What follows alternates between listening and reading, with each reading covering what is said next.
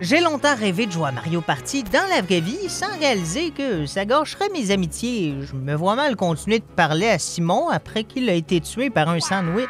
Ça a beau être la mort rêvée de Scooby-Doo, si par miracle l'impact initial nous tue pas, je pense que c'est encore pire de mourir étouffé par du jambon. On peut aussi mourir dans un hommage à Indiana Jones avec Pierre qui roule, même si, bon, courir rapidement est pas notre seule option de survivre. On pourrait tellement juste sauter sur le côté. La course à dos de Yoshi nous réserve le même sort, mais rend l'expérience Indiana Jones plus agréable. Le 4e film aurait été meilleur avec Yoshi dans le rôle de Shia LaBeouf. Mario Party Jamboree inclut des combats contre des boss, et si une roche peut nous tuer, faut pas être surpris du résultat face à un dragon. Le méga Tortitaupe a un nom qui ressemble à une nouvelle sorte de chips. Il fait ce qu'il peut en lançant des clés anglaises, et je crois pas trop en vos chances de survie si vous n'êtes pas Harry Home Alone.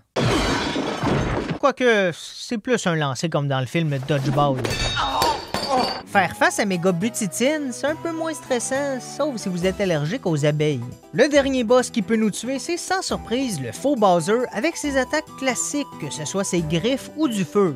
Beaucoup de feu. C'est d'ailleurs vraiment pas le seul jeu où l'imposteur du roi des Koopas essaie de nous brûler vif. On a l'embarras du choix avec tout feu tout flamme, fuite en fer et la montée périlleuse. Mais au moins, même le faux Bowser sait que tout ce qui monte doit redescendre.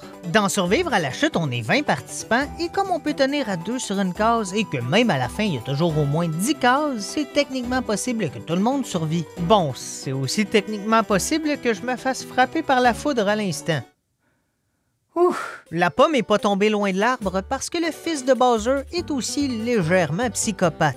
Dans son ring, les chances de survie à l'enchaînement d'ennemis sont super basses, mais au moins on n'est pas dans un jeu Zelda, sinon les poules seraient la plus grande menace. Un cas dur à évaluer, c'est le chemin brûlant. Oui, en théorie, on peut tomber dans le feu, mais le chemin est hyper large et plat. C'est quand la dernière fois qu'en marchant normalement, vous êtes juste tombé? Panique magmatique, c'est un cas plus typique de brûler vif grâce aux magmarks de Mario Galaxy 2 qui sont vraiment lents, mais déterminés à nous faire un câlin comme un ami en sueur après un marathon. Pour faire contraste avec toute cette chaleur, on a Pinglisse de traîneau et l'humain peut survivre environ 30 minutes dans l'eau glacée, donc si les pingouins font comme Rose en refusant de nous accepter sur leur plateforme, l'hypothermie va prendre le dessus. Ça me fait rire qu'à chaque fois, le travail d'un des Toads, c'est de se sacrifier pour nous montrer quoi ne pas faire. Patin sur pièce, c'est essentiellement des auto-tamponneuses où on remplace la base sécuritaire en caoutchouc par une lame tranchante. Pour rester dans le plaisir, fourmillis dans les jambes, c'est comme sauter sur une trampoline, mais si au lieu de le faire avec un ami, on le ferait avec une épée. Le cybercircuit nous rappelle que c'est important de porter une ceinture de sécurité, même si, bon, ça aide en cas de collision avec une voiture, moins avec l'électricité. On a ensuite une petite séquence d'objets lourds qui nous tombent dessus, à commencer par OVNI pointu, et est-ce que c'était nécessaire de mettre des pics? Je sais pas ce que les aliens pensent de nous, mais la poutre en acier de plusieurs centaines de kilos aurait fait le boulot. La pêche en cage porte à confusion à cause du nom. Moi, je pense que le but, c'est de nous écraser parce que clairement, personne n'est assez stupide pour vouloir enfermer quelqu'un avec cette cage-là. C'est la cage la moins bien pensée au monde. Le trou sur le top est tellement énorme. T'essayes de retenir qui, Wario pis son gros cul? Pour roule ma broule...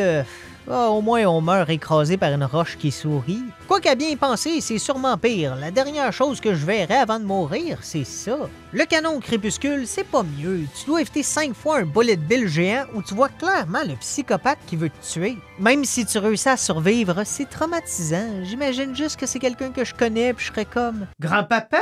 Va falloir en revenir que j'ai mangé vos raisins secs. J'avais 6 ans. Le Bruiser a vraiment pas la meilleure technique pour frapper, mais si des combats de bord peuvent mener à la mort, j'ai pas vraiment le choix de respecter la force de frappe d'un robot géant. On sous-estime la puissance des machines. Tu sais, chaque année, les requins tuent moins de gens que des machines distributrices. Quoique pour les requins, c'est assez rare que des imbéciles viennent les brasser parce qu'ils se sont trompés de sorte de chips. Retenir mon souffle pour des trésors maritimes, ça me va. Les poulpes, à la limite, ok. Mais même si dans la vraie vie, les attaques de requins sont rares, j'ai trop été traumatisé par Jaws. Dans ce cas-ci, j'aimerais mieux affronter une machine distributrice. Est-ce que l'activité de tomber vers votre mort vous intéresse? Vos possibilités sont nombreuses, à commencer par les plateformes périlleuses, dont le nom explique pas mal les conditions. Le pont en déconstruction est une bonne option, surtout que les Shy Guys sur les troncs ont l'air d'avoir des mauvaises intentions. Juste avant la chute chute mortelle, le souffle glacial nous ferait vivre le coup de vent que j'appelle. Ouvrir la porte pour sortir dehors un matin d'hiver au Québec et réaliser qu'il faut aussi fret que sur le cul d'un ours rasé. Pour rappel sur le fil, je suis pas un expert en escalade, mais j'ai des doutes sur la technique de se laisser tomber dans le vide et retenir mon ami grâce à la force légendaire de mon bassin.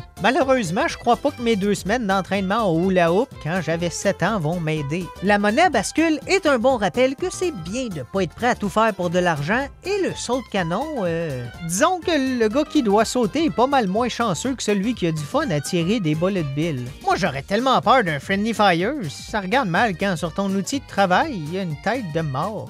Pas sûr qu'en voyant ça, nos clients voudraient encore leur pizza. Les ébouriffes ont l'air plus chatouillants qu'autre chose, mais on n'est pas attaché, donc tomber serait fatal, et en plus, c'est humiliant à mourir avec comme dernière parole. Hihi!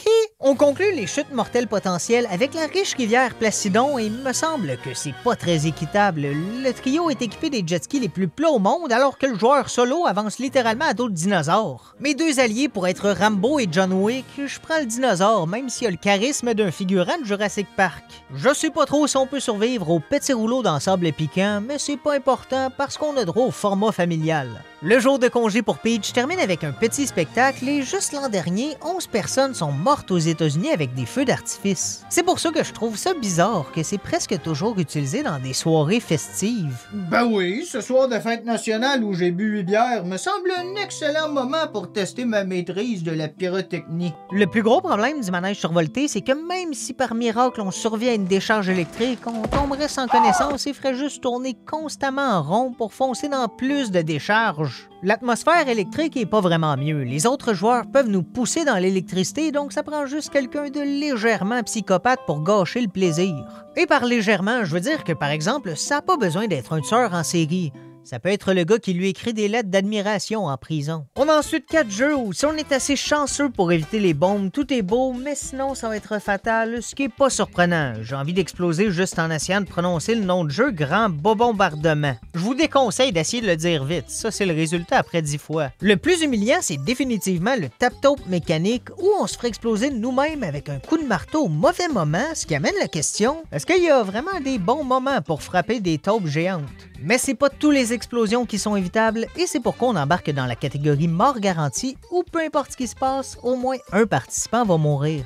Rouage de la fortune, par moment, 3 des 4 côtés ont des explosifs, donc au moins une des 2 équipes va sauter. Mon coup de cœur vaut Mèche Panique parce que c'est hilarant de voir le gros imbécile de Roi Bobombe rester planté là à attendre d'exploser en se flattant la moustache de manière limite sexuelle. La canonnade de haut vol, un nom beaucoup trop festif pour quelque chose qui se résume par être canonisé sans avoir installé de filet. Les 3 jeux inclus dans le mix de Mario ont tous un risque de chute mortelle, mais dans l'étape finale de Mascasadi, au moins 3 joueurs doivent tomber.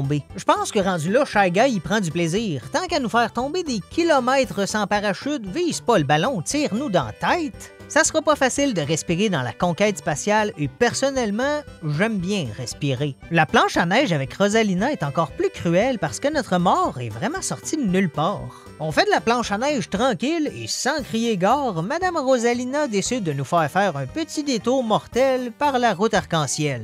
Mais ma mort garantie préférée, c'est sans aucun doute les burgers baroques où il n'y a pas moyen d'éviter les viandes géantes qui tombent obligatoirement sur un joueur. Ça doit être une fin horrible de mourir en réalisant que Tempête de boulettes géantes était finalement un film d'horreur. J'imagine déjà le malaise au salon funéraire. Au moins, Pierre a pas trop souffert, hein? Oh non, Pierre recevait pas la boulette de viande. Le fromage géant lui a tombé dessus et il était extrêmement allergique aux produits laitiers.